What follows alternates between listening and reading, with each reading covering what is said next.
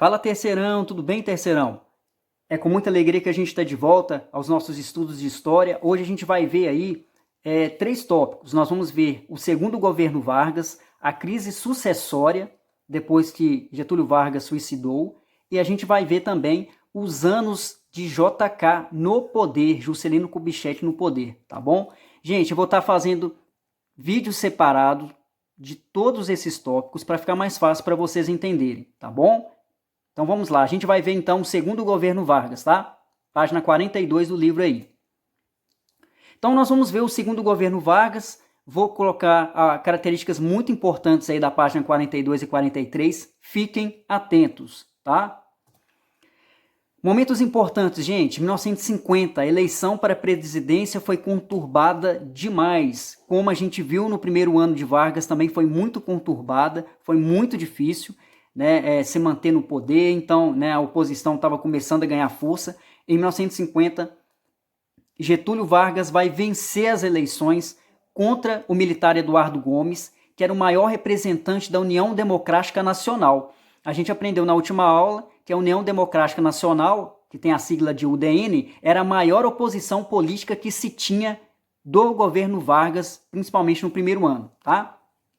Vargas procura estimular a industrialização e a modernização do país. Então Vargas vai focar em melhorar as indústrias e modernizar o país aí. Ele vai buscar fortalecer, principalmente a industrialização e a modernização, ele vai fortalecer a siderurgia, a petroquímica, a energia e os transportes do nosso país. Então ele quer melhorar nessas áreas aí, ó, siderurgia, petroquímica, energia e transportes, para tornar o Brasil, né, uma potência. O Brasil estava caminhando, então essa era uma ideia importante que Vargas tinha. Ele promoveu a campanha O Petróleo é Nosso, onde nacionalizou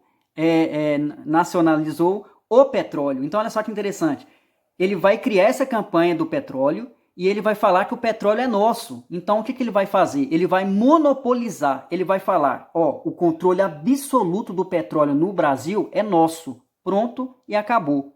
Nenhum outro país vai ter direito ao nosso petróleo. E aí, em 1953, ele vai fundar a Petrobras, que existe até hoje, que faz essa monopolização aí do nosso petróleo, tá bom?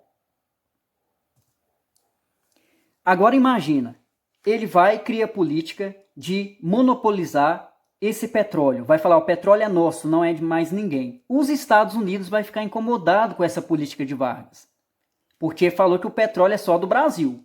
É lógico, os Estados Unidos estavam de olho no petróleo também.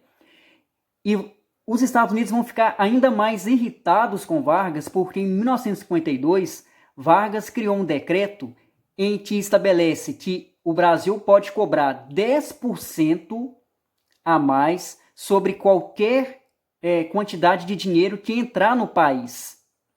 Então vocês imaginam isso, né? O Brasil iria ganhar um valor muito maior devido a essa cobrança, né, de 10% a mais sobre qualquer capital que entrasse no país. Isso foi uma política de Vargas que ele decretou. Diante dessa cobrança de 10% a mais, os Estados Unidos vê o Vargas como um grande inimigo e considerou Vargas como um grande ditador que existia no Brasil. Vargas se vê pressionado pelos Estados Unidos e a sua oposição da UDN. Então, aí vai começar o choque, porque de um lado os Estados Unidos irritado com a política de Vargas, a oposição também querendo tirar Vargas do poder, então a pressão aumentou. Outro problema surge, divisão no interior das Forças Armadas. Então, por conta de ideias políticas, o exército vai se dividir. A gente vai ter dois grupos se formando no exército. Então, olha só.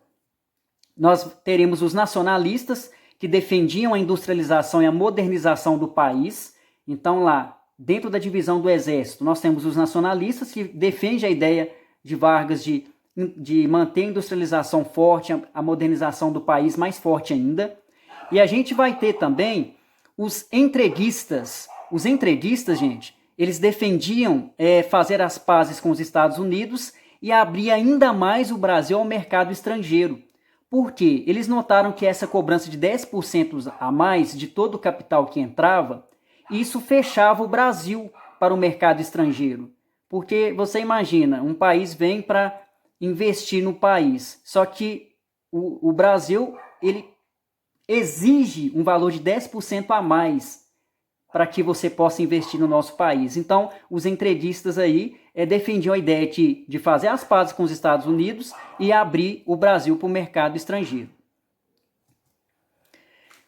Getúlio deu atenção ao movimento trabalhista, procurando apoiar-se na massa popular para sustentar seu programa econômico. É o que a gente viu no primeiro ano do governo dele, né? A população gostava muito dele porque ele começou a criar política voltada para a classe operária, né? CLT, carteira de trabalho, salário mínimo. Então, a gente viu que Getúlio Vargas ele era populista, então ele gostava muito de fazer algum benefício para a grande massa para que ele pudesse se sentir apoiado, né, diante da valorização que a sociedade dava, principalmente pela política que ele criava para favorecer a classe operária. Só que diante disso, olha só que interessante lá, ó, as oposições da elite cresceram quando João Goulart, chamado de Django, né, foi nomeado como ministro do Trabalho em 1953. E é interessante que o João Goulart, aí, o Django, ele era muito amigo aí do Getúlio Vargas. Ele foi nomeado como ministro do Trabalho em 1953. E diante do trabalho dele, gente, o trabalho do Django como ministro não foi muito bacana, não. Olha só o que vai acontecer. O governo facilitou a reorganização dos sindicatos para ter o apoio da massa operária. Olha só que interessante, a gente viu, né, que no primeiro ano aí de governo foi fechado os sindicatos. E agora, nesse segundo governo de Vargas, Vargas já pensou o seguinte: vamos deixar os sindicatos voltarem para a gente ter o apoio da massa operária para o nosso governo.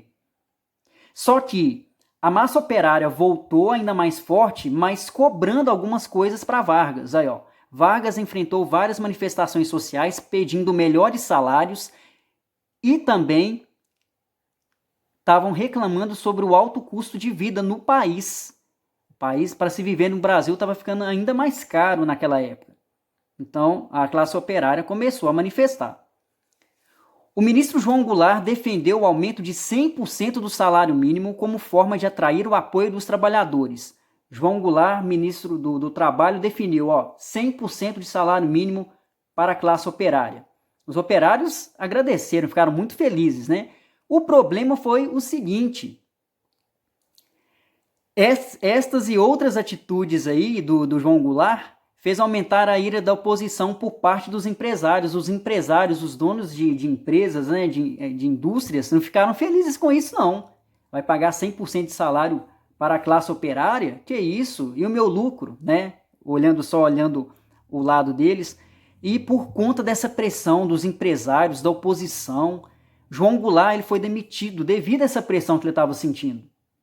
Porque ele definiu salário mínimo, 100% do salário mínimo para a classe operária, mas os empresários e a oposição fez força demais para que ele pudesse estar saindo. Ele saiu, foi demitido. Nas Forças Armadas crescia a ideia de começar a implantar o regime militar para trazer a ordem necessária no país. Então aqui já começa a se questionar a ideia da entrada dos militares. A situação entre o governo de Vargas e a oposição se agravou, principalmente porque em 1954 vai acontecer um atentado contra a vida de Carlos Lacerda. Carlos Lacerda, gente, ele era um dos líderes da UDN, que era a oposição do governo Vargas. Só que o Carlos Lacerda ele não morreu nesse atentado. Nesse atentado morreu foi um oficial da aeronáutica chamado Major Rubens Vaz. Esse major ele era segurança pessoal do Carlos Lacerda.